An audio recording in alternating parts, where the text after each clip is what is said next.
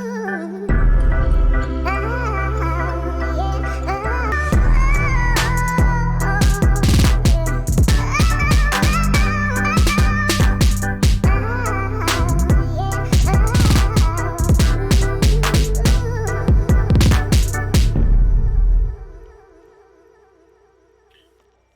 going on, everybody? Thank you guys for checking out this brand new episode of the story of Petra Rhodes-Wilson right here. The only place you can find it, I cannot stress this enough, is Bowie Films. Go ahead and hit subscribe. To be or not to be, I am Manny Lagunas, joined here by my homegirl, my sister from another mother, Petra Rhodes-Wilson. What's going on, Petra? What is going on? I'm good. How are you, Manny? I'm doing well, excited, and I hope the viewers are too, for you to continue telling us more about your story, your life. Who is Petra Rhodes-Wilson? This is episode number 4, Quattro. Yes. Episode number 4. So we're getting into the thick of it. We're getting into the real deal, man. You guys want to stay tuned, hit subscribe. We cannot do this without introducing the elephant in the room, more like the elephant's foot in the room. If you haven't already, check out last week's episode where I recommend he uses a little bit of cocoa butter, because Michael, I could see it from here, man. You still ashy as hell. You didn't get my care package? Ladies and gentlemen, my friend Michael Bowie. Well, thank you, Manny, for and no, I did not get your care package. I know that it's coming from Mexico, and there's some stuff. First of all, I try and beware of what I get from Mexico or from international travels. But I was just thinking, it's the three of us, kind of like the Destiny's Child, of this whole thing, as a group. And maybe you're like the leader, you're like the Beyonce, Manny. And I was like, well, we can't use Destiny's Child because that's all girls and whatever, whatever. But I said, hey, if you were the leader and we did have a group, maybe it'd be called, instead of Naughty by Nature, maybe Shorty by Nature. So here we are. One more episode. After this one, this is the climax. Petra Rhodes-Wilson, how are you doing today? I am doing good. I'm doing good. I'm ready. Awesome. Ready for the episode. I am ready as well. We learned a lot inside of that last episode. Aside from the fact that Manny needs to be safe out there, use condoms. Other than the fact that he likes to drink tequila. And other than the fact that he likes chips and salsa, we learned a lot outside of your story and the things about him.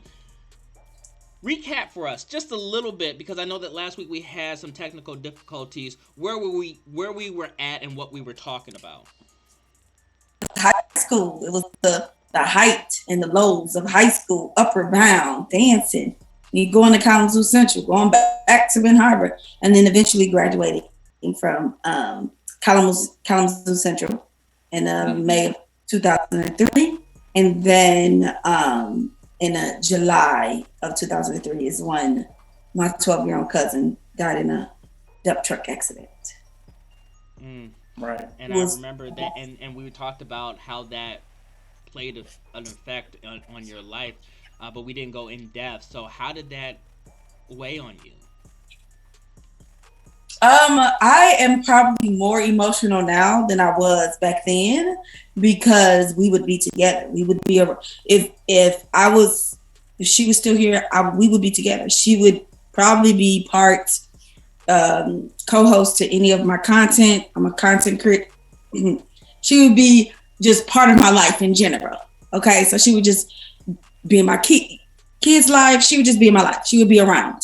She probably would travel back and forth. I'm 4 hours about from where I'm from currently. So she would just be a big part of my life now. So I struggled this past year with her birthday, because she would have turned 30.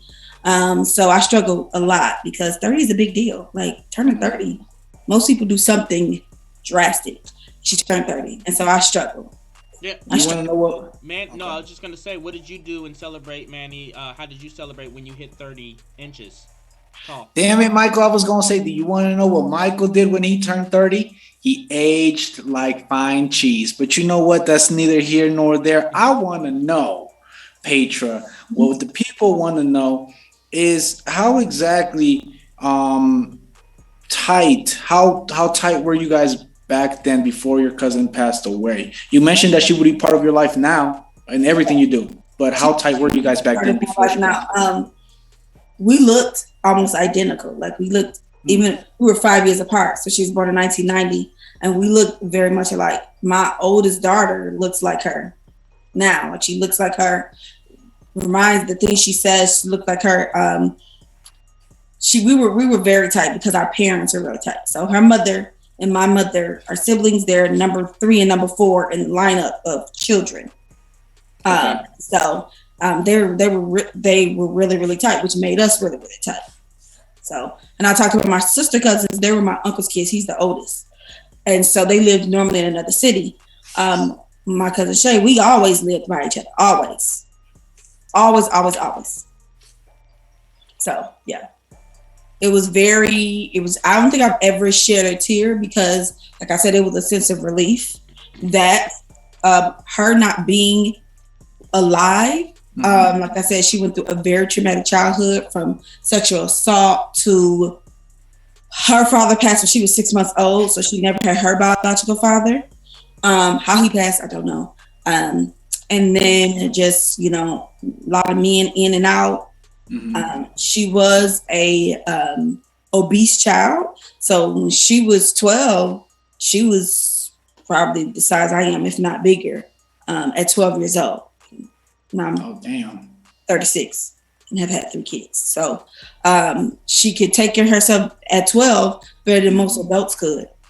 So she definitely was wise beyond her years. However, she was not meant to stay here long.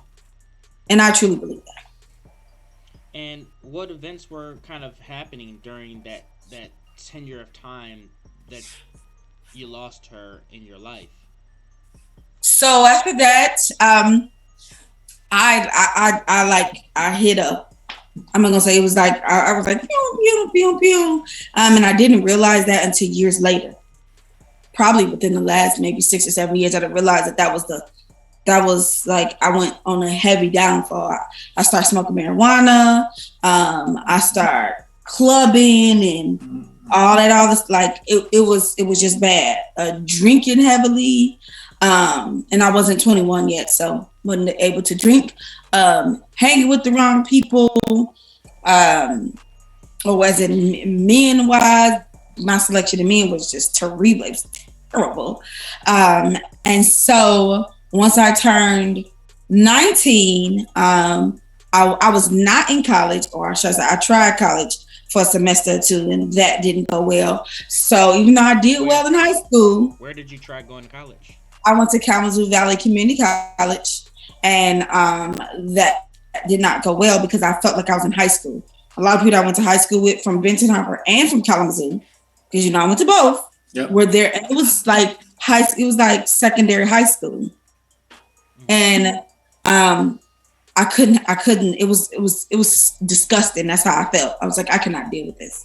I barely went to class. It was because it was like high school instead of me being able to meet new people. And the community college is just like, it's actually even, to me, it's worse than high school because it's no real activities. There's nothing really going on. You just went to class and went home. And I wasn't in that space. I wanted to go to class, but I also wanted to be able to have the social aspect, and it wasn't. It wasn't both. That what I thought I was going to get at the HBCU. You've gone through so much in your life, and those kinds of things did not, the things inside your earlier years did not have a big impact on like affecting you. You still kind of progressed on, but when your cousin died, that's when you started drinking. That's when stuff really affects you.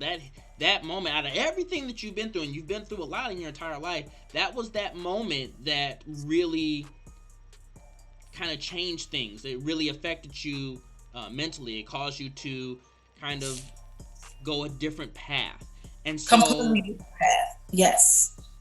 Did you ever recover from that? Did that last long? It took me years.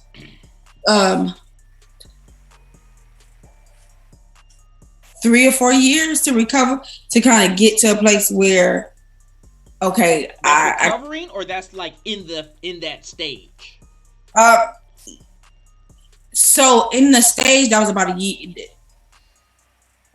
year and a half, or maybe 2 years, and then I slowly but surely start to recover after that. So I guess I combined it. I combined it. So from 18 to about right before I turned 20 is when I was hit. I was rock bottom. Right. So then right before I turned 20, I was like, okay, you know what? I'm gonna get myself together. I ended up getting a good job, or what you consider a good job at that age. I was working in the kitchen at a nursing home. So I was making like, at that time, $13 an hour. And that was like money, right? So balling, right? So I was like, I was working in the kitchen. It was part-time, but it was enough for me because I was working every weekend plus 2-3 days in the week.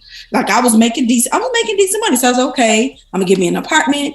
Couldn't afford one by myself, but they had like the housing. It was kind of like student housing, but kind of not. So you would have like the 4 bedrooms, 2 bathrooms, 2 bedrooms, share a bathroom. So me and my sister cousins and another one of our homegirls was okay. We're gonna move out. We're gonna get us a place together, right? Okay. So this is when right before I turned 20. Okay. So right before I turned 20, we go and sign a lease and everything. My birthday's in June. So this is like May of 2005. In June, my birthday. Actually, I want to go back a little bit. In January of 2005, I meet this guy at a college party. Okay. And it wasn't even like a traditional college party where you on campus. It was like where the Caucasian kids who had money would live. Okay. So we was out there in their big old 5-level home, turned up. Yes. I meet this guy and immediately hit it off. Okay. Was he a white guy? No, he was a black guy. He Mm-hmm. didn't have No, he was with his homies. Oh, So okay. He came with somebody. He came with somebody. No, he asked for directions or something. No, he wasn't lost. We should have been lost. Went on somewhere. But anyway, he was there. We was dancing, and one thing led to another. We exchanged numbers. Yeah. I meet this guy, and I guess I kind of like was like, oh, he's a nice looking guy. We gonna see where this go. He didn't have a pot to piss in it or we gonna throw it out of, and I say that in every sense of he barely had clothes, barely had someone to live, didn't have no money, all this other stuff. But I liked him. Okay. And again, I'm working, I'm doing my thing. So now months are going on. And about 2 or 3 months into that relationship, a girl calls me and tells me, oh, I'm his girlfriend. I was like, well, you can have him, girl, because it ain't that serious. He told me, I ain't with her. So obviously I believe him. And so we continue on with this relationship. My birthday come, we're all turned up, some of my sister cousins and friends, whatever, because it's my birthday and we just signed the lease, remember? So we turned up, it's my birthday, 20th birthday. Rolled around the next month. We're literally about to move in August. Okay. So that's not the mess up. About a month and a half later, we're about to move in. And I'm like, I've had a period, not trying to put my business out there since I was 12 years old, every month, same time for 5 days. By the time I realize it, I'm like 8-9 days, ain't flow, ain't came. Mm-hmm. Manny, you've been there before. Yeah. Keep going. First of all, Michael, when you're a single father with an unlimited food budget, you don't have these kind of problems. But continue, Petra. Go ahead. So I was like, what? So I go to the doctor. Okay. The doctor was like, you're pregnant and you got chlamydia. I'm sorry? What? Oh, God damn it. Sorry. I'm sorry. I didn't mean to react like that. God damn, Petra. All right, listen. It took me years to ever tell this story, but now I'm very vocal about it. So I'm confident in my. I apologize. Okay. So I said, I'm sorry. I said, first and foremost, you need to run both tests again, right? I go into the bathroom. I'm sipping the water under the, you put the water. I'm trying to get the water under the sink because I'm like, this test is wrong. She got somebody's test. That lady took that Doppler. And it looked like slow motion. And it was just like, pregnant. And I was just like, she was like, you brought that cup in here to me because I was about to tell her that ain't mine. And so she was like, this is your cup that you just had in your hand. You gave it to me. I took it right off. I didn't leave out the room. And that thing said, pregnant. And I just was like, Jesus. I was like, oh. You were how What? old? I was 20. I had just turned 20. What shocked you more, the fact that you had an STD or that you were pregnant? I was pregnant. I'm just gonna be honest with you. I was pregnant. I was just like, Right. But okay, and again, I apologize before I even ask it. Part of the story. It's not, But you knew it was his child. You know, this guy that you met. Yeah, I knew it was his child. And he never denied. Like he never denied. So I told him. He was just like, I'm not ready for a baby. I said, that's fine. If this is not what you want, I do not believe in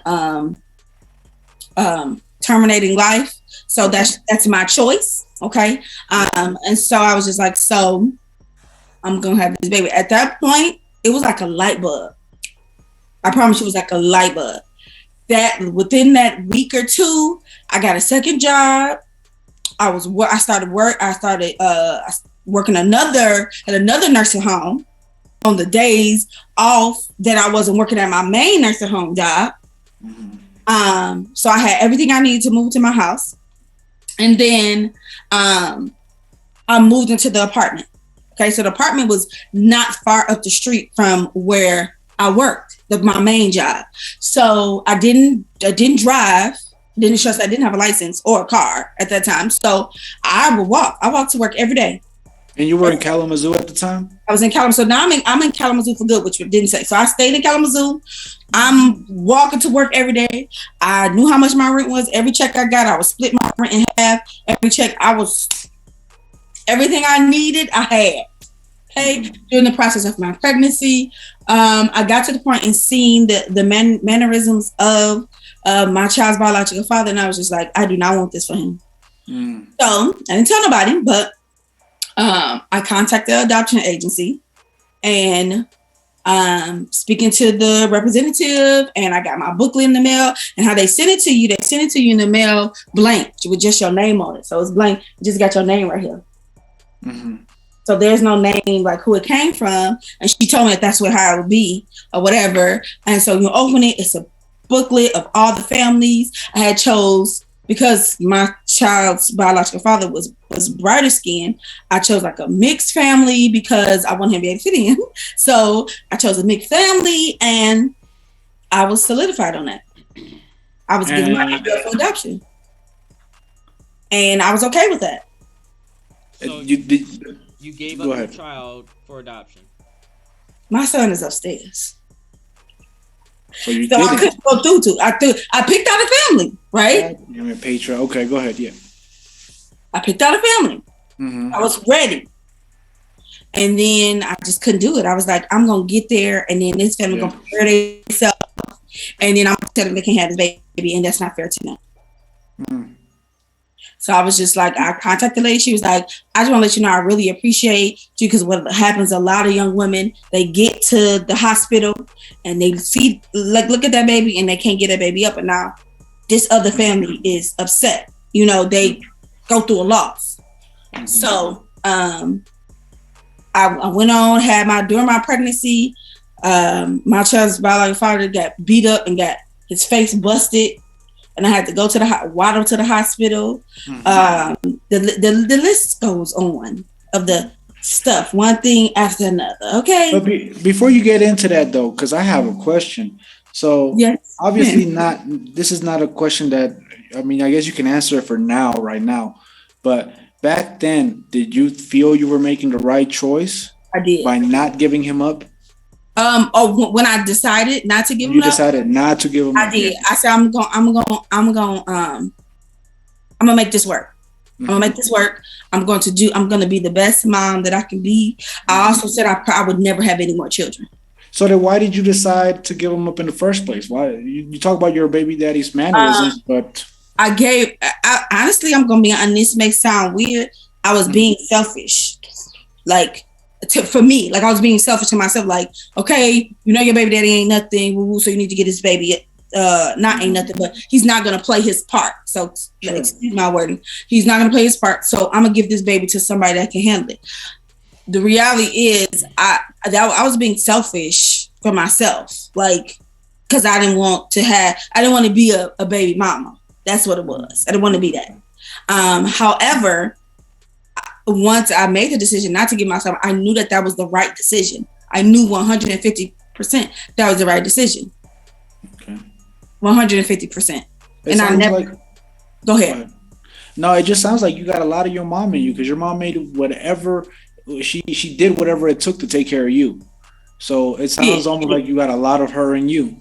I do. I definitely do. I was telling her that one thing. I said, one thing, I can make some work. I say that all the time. I'm gonna make it work. If I can make it work, I'm gonna make it work, and it's gonna look good. Well, and speaking of your mom, did you tell her when you became pregnant, and what was her response? Let me tell you, I did that. So initially, I was gonna live in a place 1 year. I was going to retake the SAT to go back to actually go to Bethune-Cookman, because that's really what I wanted to do. I wanted to go to Bethune-Cookman. I wanted to be in a band. I wanted to do all this. And my mom was like, something to the point of, oh, have you decided when you're going to retake your SAT? Yeah. And I was like, yeah, I probably won't be doing that for a while. She was like, because you're pregnant, huh? Mm-hmm. Girl. She was like, I had a dream, and then your auntie had a dream, which was my cousin Shay's mom, my cousin Shay that passed away. So she had a dream. You had a big head, light skinned baby boy.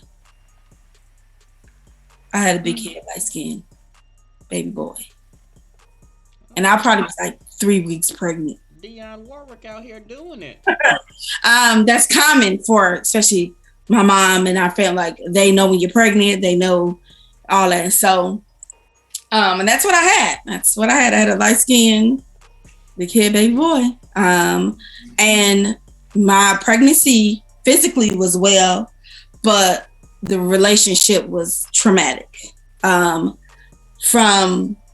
my friends calling me and telling me, oh, I seen your baby dad walk down the street with some young girl. I don't know if the girl was in high school or what. From, staying out all night, not seeing where he was at, to the list goes on. Now, from the time I got pregnant, I told you, I found out I was pregnant and had chlamydia, I never was intimate with him ever again. You're not finna catch me slipping to him. First time, shame on me. No, man. So when you gave... Yeah, but when you gave birth, what was your life like? How did it change? Were you able to? When I gave birth, it was because I have all those nieces and nephews. Mm-hmm. I automatically went into mom. Like I was prepared. Stroller, car seat, all, like I was prepared. Mm-hmm. But you were living in like a shared. What did you call it? Like a student. I did, but then I was still living there, paying rent there. But my aunt, who just passed away, she had a second bedroom, and her house was actually closer to the hospital. So when I got to like 8.5 months, I started staying at her house because it was closer. It was a lot closer from where I live or whatever, within like a 5 minutes driving, compared to mine was like 15 or 20. So I started staying at her house, and then I stayed at her house for like the first 2 or 3 months because I was off of work. I had my you get your recovery time.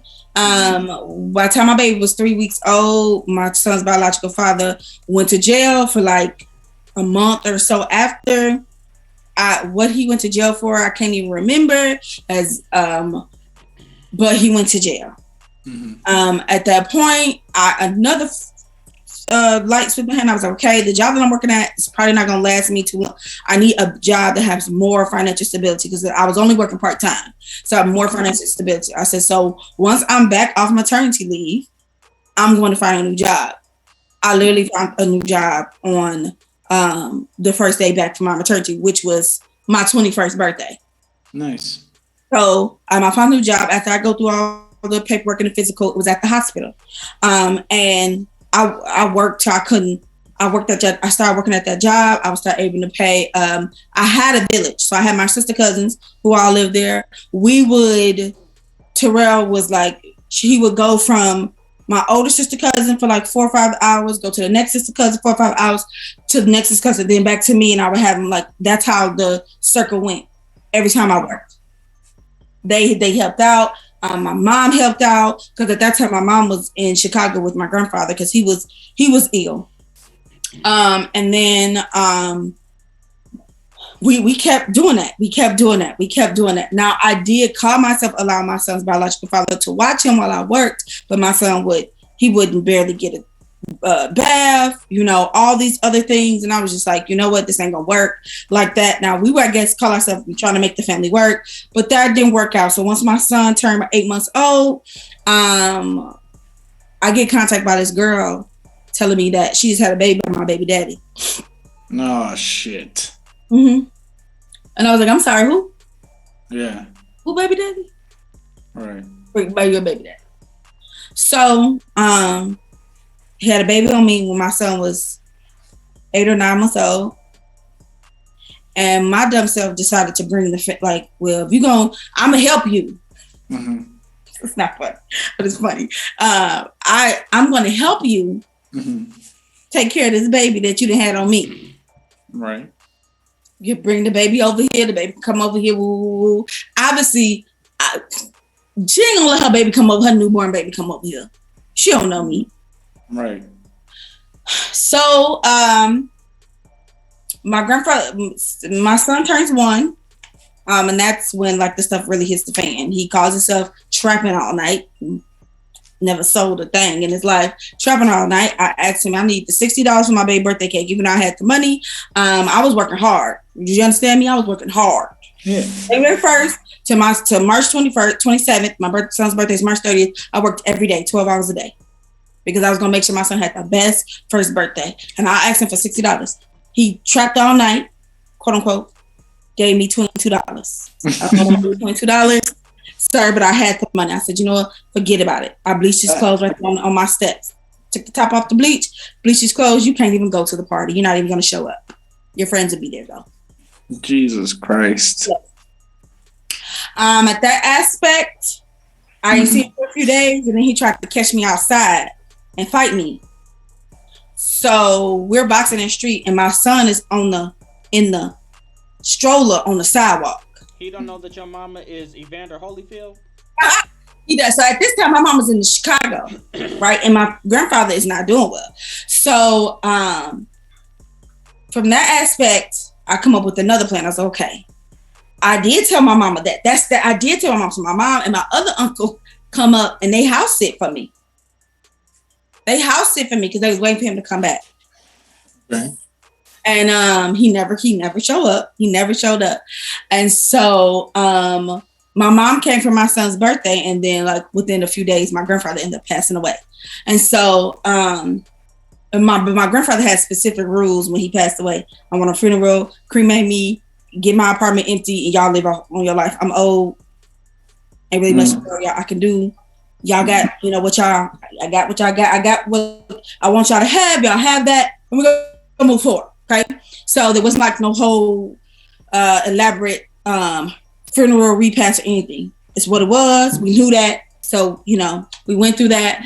At this point, now we're going into May. Right.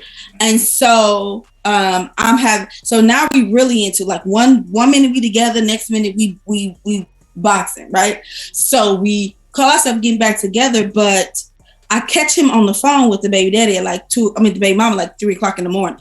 He trying to talk like this. I couldn't hear him. But I woke up like the blue. I'm in a whole nother room and I could hear him. So I pull up the door. Who are you talking to? Oh, I ain't talking to nobody. And we were both on the same phone line. So the next morning, I called the phone line and put a password on an account he didn't know, so he couldn't cut my phone off, but I could hear his off. At that point, he came back. We get into a big tussle. He threw bleach on me when my son was in my arms. What? So continuous situations continue to happen like that. What happened to your son? No bleach got on him. No, okay. No bleach got on him. At that point, my mom goes, my grandma was living in Tennessee, so she goes to see my grandma and she takes my son for the summer. This allows me to get some things together. Okay. So at this point, I'm about to move out the apartment that I was in. And I found a bigger apartment, a better place. And I was like, okay, I'm moving on. I'm gonna let him do him. He don't know where I'm at. I don't think he knew where I was worked at. I had the security guard, like they had his face on the picture. Security guard knew he could not come up to the job. I had a PPO, which is the personal protection order against him. He cannot come near me. That's why I had my son leave. Come to find out, I heard he moved to Atlanta. Fine, great. I think he got family down there. That's fine. So now I'm even more focused. So I get back in school. I started going to school online. I'm working. I got a good schedule. I'm 4 days. I'm working 3 days on, 12 days a week, every other weekend, and then 4 days off, stuff like that. Got a good schedule. I'm living life. I'm living the young adult life that I should have been living. I'm hanging out. I'm traveling. All that. Right? I'm doing all that. So then he moves back to Michigan and he wants to, be a part of his child life. You do that because ain't nothing going to perspire between us. Right? At this time, the baby mama like, oh, I be seeing you all the time. Girl, we don't have nothing to talk about. You had a baby by him. I had a baby by him. Except I did it first and it is what it is. There's no beef. My son has asthma, right? He was born and he was in the hospital for a month. He had, and newborn, he has asthma. So if I give you a coat in the heart of winter, he better come back with that coat. My son be running around with no car seat, no coat, all that. He has asthma. So then I start cutting the days down. I'm like, if you can't follow the rules, when you haven't been here to create this dynamic for this child, I'm going to continue to cut your days down. So then he got mad because he had to be sit in front of my house with my son because you're not following the rules. Or get mad because I'm sending my son in Geronimo's jogger pants and a t-shirt, but you want me to send him in a Nike Fit with the new Jordans, but that stuff don't come back and you don't buy the stuff. Like, If you don't stay there, that's fine. But then what you gonna bring back? Nothing. You're not bringing anything back. Right. So I started buying him Walmart clothes, sending him, and he got mad because he came floss my baby off to his friends. So the last time is he had his baby mama call me and tell me she was gonna come shoot up my house. I wish a bitch would. Say less. You say less. I knew some people that knew some people who could get me a gun that had the serial number stretched out. Okay, don't incriminate yourself. Go on. I didn't go through with it. Okay. At that point, I said, if I'm at this point, I need to remove myself from the situation. Because if something, it was going to be him or me, and it wasn't going to be me. I guarantee that. So I put my 2 weeks in at my job, who I've been working with for 2-3 years now, because my son is now over 2 years old. My lease was ended anyway, so I told him I was going to renew my lease. I put everything in the storage. I bought a one-way ticket, and all the people I told was my sister cousin. My sister cousin didn't like him anyway, so that's that he wasn't going to find out there. And I removed myself. Where'd you go? Facebook. Well, it was Facebook, but this is when you have to have the college ID on Facebook, so wasn't nobody looking for me. You know what I mean? Like, you couldn't just type my name in. And I removed myself. But where'd you go? I took a one-way bus ticket to Chicago. Nice. But I knew when I got to Chicago, I didn't know what I was gonna do, where I was gonna go, or nothing. All I knew was that there was a number you could call if you didn't have nowhere to go. That's what I did know. And I said, well, I'm gonna have to make this thing work. And I had that number when I got to Chicago, got my son something to eat. There was a fashion design school that I wanted to go there. And I love fashion, and I wanted to be doing what I wanted to do. So when I was in school, I got good grades. I was going to University of Phoenix. However, I didn't want to just major in business. Fashion was my thing. So I just dressed my son really, really, really well. So, and I dressed myself the same way. So I was like, my grandma was like, you should definitely do fashion. Even though she told me I should go more into merchandising and styling and selling it. But you should do fashion. Mm-hmm. My grandfather told me I should be in front of the camera. So I was like, okay, well, I'm gonna make this work. And I got into the fashion design school in Chicago. So I was like, okay, I know he ain't gonna find me in Chicago. He ain't even gonna think that I'm going to Chicago. So I went to Chicago. I had 2 suitcases. One was filled for my son. The other half was filled for my son. And I had a few things in there. And I never looked back. I never looked back. I've never lived in Michigan since. And that was August 4th, 2007. No, 2008. I'm sorry. Okay. But you left us hanging, though, because you said you got to Chicago and you had that number. I had the number. I called because I didn't have nowhere to go. Even though my father lives in Chicago, but I wouldn't call him. I didn't know his cell phone number. So I called the number, and a van come and pick you up. They tell you what's gonna be on the outside of it. A van come and pick you up, and they take you to like a center where they do like intake. At that point, they asked you, do you have somewhere to go? And I said, no, I don't. It's me and my baby, yeah. And so they put you in a homeless shelter. So you stayed in a homeless shelter with your son? I did. I stayed in a homeless shelter with my son. Wow. The biggest humble piece of pie I've ever had to swallow. I stayed in a homeless shelter for a year. And most people did not know. I'm gonna say all people didn't know. All people didn't know. Because I never looked dirty, trifling, none of that. My son never looked none of that. I got up and went to school every day. I went to school every single day. Mm-hmm. And yes. What was living in that shelter like? The first shelter before it got shut down by the health department. The first shelter was terrible. It was on the south side of Chicago. It was on Western 63rd. Now, if you ever heard, got shut down. So yeah, it's not it's not fun and poops and giggles. Like it's terrible. Right. Like I just got on the bus, and then the bus stop, because it was made of glass, got shot up literally seconds as I got on the bus pulled off. What the fuck? I had my son with me. I was taking him to school. I was going to school. Mm-hmm. So obviously you knew this is not what you wanted for your son.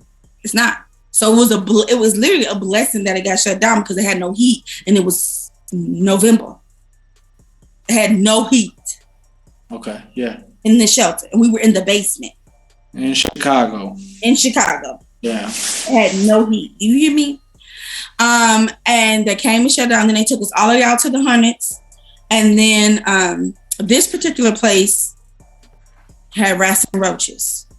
I ain't never lived with rats and roaches. That's crazy, because I work with one on this show. First of all, I'm not a rat, Michael. Can never say I referring to the roach part, but that's fine. Well, Go ahead, Partra. You never really. This one had rats and roaches, and it was terrible. Okay, I felt like Miss Trunchbull on my like I felt like that's the type of house it was. Like that school, how I was real strict. Like that's how it was. Like you had to make sure you got up every day for breakfast. Like you couldn't miss breakfast. You couldn't. And I was like, is this a boarding school or is this a shop? Like we're already going through. It should not be this. And I still made it to school every day. I had to get up at 4 in the morning to catch the 5 o'clock bus to get to school by 8. From there, I end up from dealing with from the health department. They gave us like a social worker from dealing with because the first shelter I was in. They gave us a social worker, and it was this lady. She was really, really nice, and I called her like, hey, they got us in the shelters X, Y, and Z. Like within 24 hours, she came and got us, or not 24 hours, within like 48 hours, she came and got us and took us to the shelter up north. Now that's a whole nother thing. That's like the Hamptons shelters. I'm just gonna be honest with you. Okay, it's nice. So I was like, when you can tell it's nice because these people are shelter hoppers. I've been in the shelter for 3 years. I literally was like, what? She was like, girl, yeah, me and my kids. She's like, I had this baby. I came up with house with this baby shelter, and she was pregnant now. The girl was, and I was like, third you? She was like, oh, I got a boyfriend. I just can't stay at his house. This was the mentality. Like, was one girl I met in the first shelter. She was 22 and she was on baby number 5. Baby, I was 22 and my son just turned 2. Mm-hmm. Like, this was, and her boyfriend who lived with his mama lived 2 blocks away. It was tons of scenarios, situations like this. Okay, one lady, she worked nights. Her son, she had a son that she had, they didn't live there, but they lived there. So when she was on off days, he lived there. There was another lady who had mental, like, it was so many scenarios. You talking about the fights? Oh my God, the fights was terrible. So we moved to the north side. That was like luxury shelter life. They would get weekends away. So if you knew somebody that you could go stay with, so Friday by 10 a.m. to Sunday by 9 p.m., you got the whole weekend to go. Like, I was just like, oh, the south side, they gonna do that. It was just very different. Okay, it was very, very different. So, sorry, I'm running short on time, but I wanted to wrap up. Like, how did you recover from all of this? Like, where was the point that things started to go back to normality of some type of life that was not as bad as what you had endured, you and your child had endured? It wasn't until years later till it really got on my feet, or I considered got on my feet. So I went through the year of a shelter. Once I got to the north side, it was so much better. You also had so much more help. Eventually got an apartment, but it was out south, pretty like blocks away from where I was. Actually, wait a minute, before that. And in February of 2000, so now we're going into 2009, right? So I moved there in 2008. And so February 2009, I was at school, okay? And they had this website called Tagged. Never heard of it. The girls in Chicago was like, oh, it's like Facebook, but it's called Tag. And I was like, oh, okay, I'll make a profile, whatever. So it's supposed to be like Facebook, right? So I get on there and I'm in the shelter going to school. Everybody know I go to school. I got a sewing machine and everything. Okay. This dude slides into my DMs. Mm-hmm. We just started talking, right? We just started talking. Eventually, I'm not on the line as much, so I gave him my phone number. I still had a phone too. Kept me a cell phone because you just never know. So I gave him my phone number, and now we're texting and things. The next month, I decide to catch a train. I never met this man before, to where he was at, which was like 3 hours away. I know, Mike, get your eyebrows up. I know. And so I decided, I was like, if I don't go and catch this train, I'm going to be like, I should have, could have, would have. Now, at this time, I joined a sorority in the school. They didn't even know I was in the shelter either. I joined a sorority in the school. And so I was really close to my sorority sister. And so she was like, that man going to chop you up. So I need you to write something out about who Terrell going to go to. And she literally made me write it. It was in Subway. And she made me write out, like, if anything happens to me, this is what happens to Terrell. She told me to give him all my cousins' information because she knew that those were people important to me. So I caught the train to where he was at. It's like a 3-hour train. I never met this man. And when I got off the train, I thought I was going to die. Because I'm doing something I would never think to do. And I didn't die. And that's where I want to stop. So I caught a train to go see a man that I had never seen before. Yes. Well, my eyebrows went up just because I've tried to endure on a long distance relationship, and mine was, I live in Detroit and she was in Arizona, so I mean, and then I've talked to many where just an hour sometimes is too far, and so for somebody that you've never met, and I never met the girl that lived in Arizona, and I flew out there to meet her. That's I could do my own story on her, but the fact of the matter is that that's a lot of dedication, and it really should have been him coming to see you. Well, I didn't, because I was in the shelter. Where he gonna come to? You could have met maybe. Well, I guess for 3 hours. I mean, he would want to stay somewhere. But if Where we he ain't gonna never go met him, we to? better get a hotel or something. But the fact of the matter is that this is just, for me, so much going on. It Just in is. this I could take away the other 3 episodes, and just this episode alone, there's too much Yes. happening to you, to your son, in this amount of time. The thing I want to end on this episode is your thoughts and advice to other people that would be going through all of these kinds of things, because most people would quit. They'll look for that easy way out, aka Yeah. suicide. They would give up their child for adoption. They would make decisions that probably wouldn't be the best ones. So to end on this episode, what would be your advice to those people? First is you can do it. If it's presented to you, it may look hard, it may even be hard, but you can do it. That's the first thing. You have everything. If it's coming to you, presented to you, have everything capable to get the job done.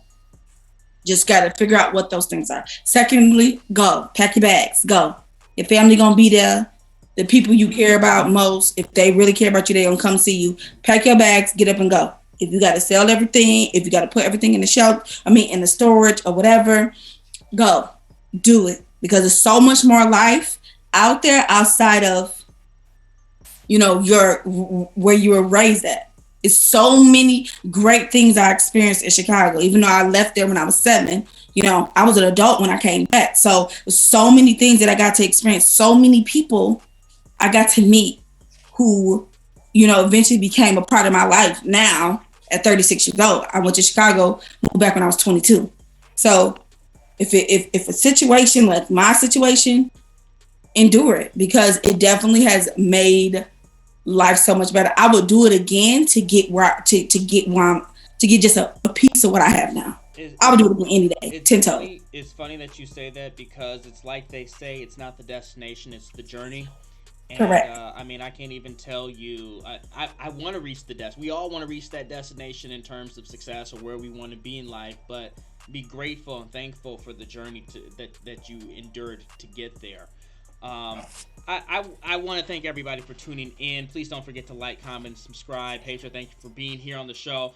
I hate to kind of end on this kind of question, but I'm just kind of curious. And if you want, you could just message me separately. I just wanted to know, how did you get rid of those roaches and those rats? I got a problem. I need. Lord. You just message me. I don't know what you use, but maybe I should use them, and maybe then I'm doing the show solo, which always sounds good. But that's neither here nor there. Like I said, everyone else tuning in, please don't forget to like, comment, and subscribe. Hit that bell. Let us know what you guys think about the episode, and as always, we will see you guys next week.